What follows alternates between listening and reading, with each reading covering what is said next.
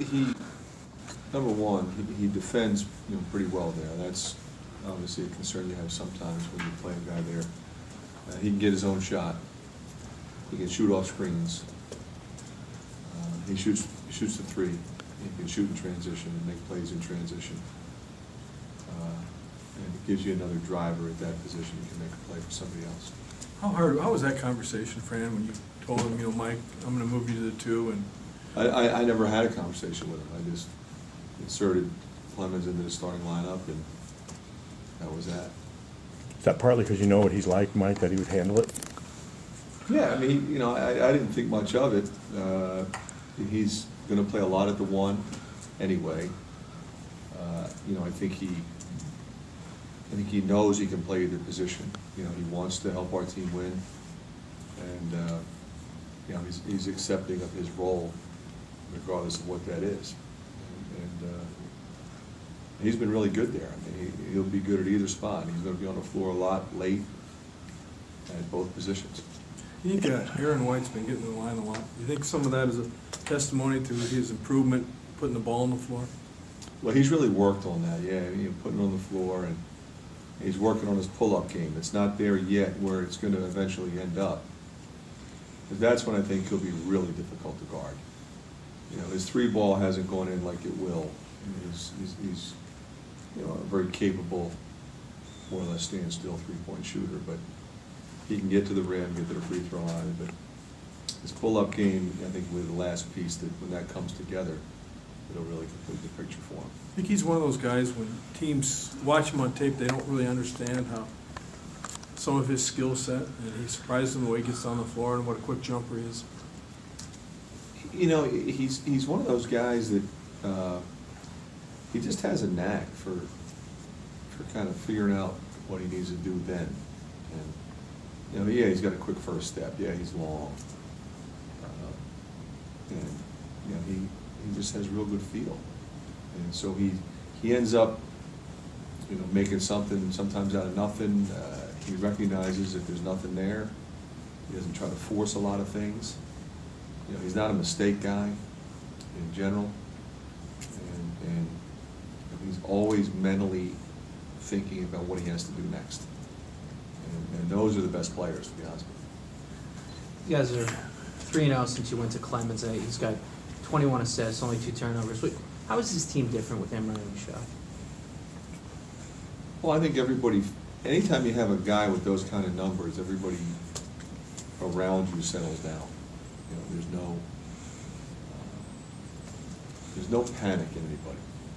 Now we've got to do it in a neutral site. Eventually, we're going to have to do it on the road. That's different. But good news is we've got experience now. In those positions, I think we'll be fine. Iowa State, good three-point shooting team, good rebounding team. You're able to neutralize those for the win. UNI, different style of play, but similar type results. Good three-point shooting team and rebounding team. I think that's true, Scott. I mean, UNI's got a lot of weapons, and those are the kinds of teams that give you trouble when you're trying to scheme to how you're going to defend them.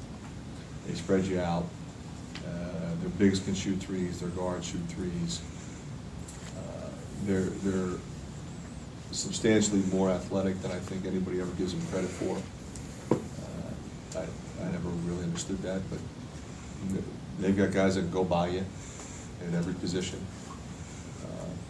They're going to be physical defensively, and they're big and strong. They've got depth. I mean, they've got upperclassmen. They've got guys that have been around.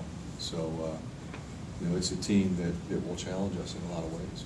If you look at this Big Four Classic, Fran, it's maybe going back to your Siena days, where it's a great opportunity for Northern Iowa and Drake to make a mark against a BCS school.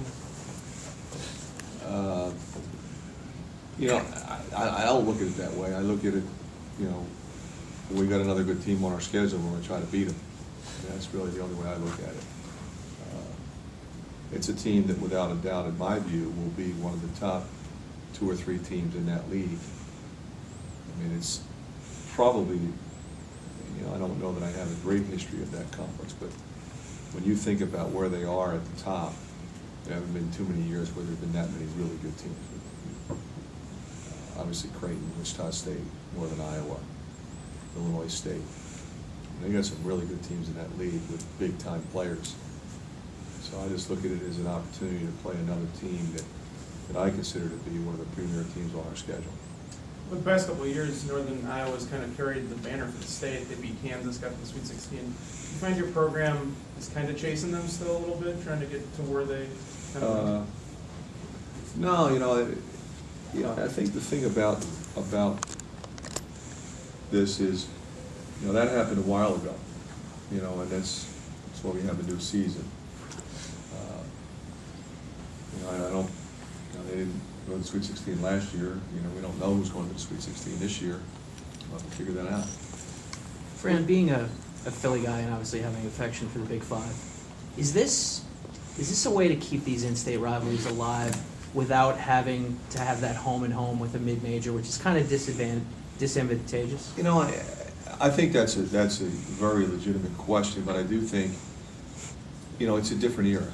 All right, when I grew up in Philadelphia, we went to the Plestra expecting to see a doubleheader every Saturday night, and we went there to see 5 teams essentially. We're going to see 5 teams that night. Obviously, we're going to see 4, and usually it's one from somewhere else. But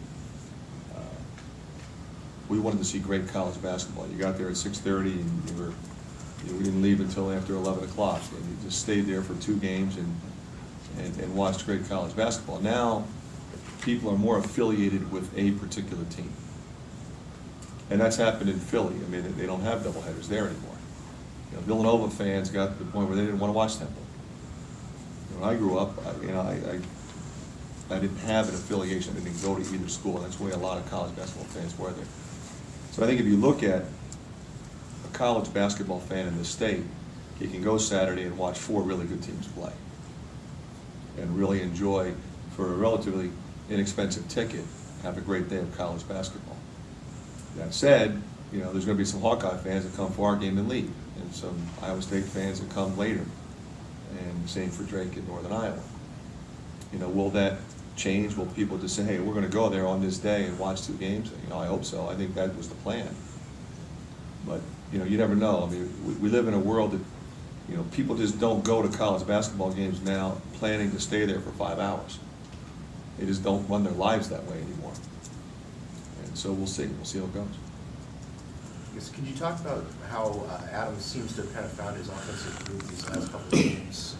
Really seems to be having success. Well, I think for him, the key is stay out of foul trouble, which he's done.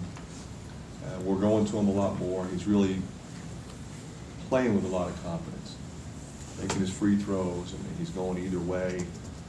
But I think it's a function of we're making a concerted effort to find him, and he's playing more minutes. I think that's really been a big thing for him. The more minutes he gets, the more comfortable he's going to be.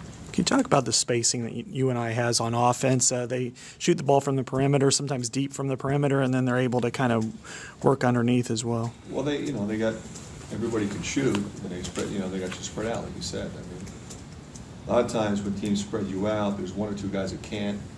Usually it's the bigs, they roll Tuttle a little bit more than they will the other guys, but pretty much everybody who's got out there can make a 3. And that, I don't care who you're playing against, that's going to be hard to guard because it's going to spread your defense out. You got to be able to contain your guy, and then you got to be able to defend ball screens.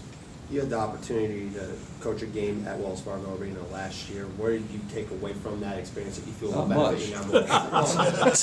I know. As far as how it can benefit you Saturday. Well, nothing that happened last year is going to benefit us Saturday. Hopefully, we'll just be better than we were then. The one thing I do remember is that we did have a substantial amount of Hawk fans at the game. That was great to see. It was unfortunate that we didn't play better when they showed up, and I think that's always something that can be a little upsetting. You want your fans to see you play well. They didn't that day, and hopefully they will Saturday. Do you think you're beyond games like that? I know that's a dangerous question, but do you feel like... I'd like to think we are. You always,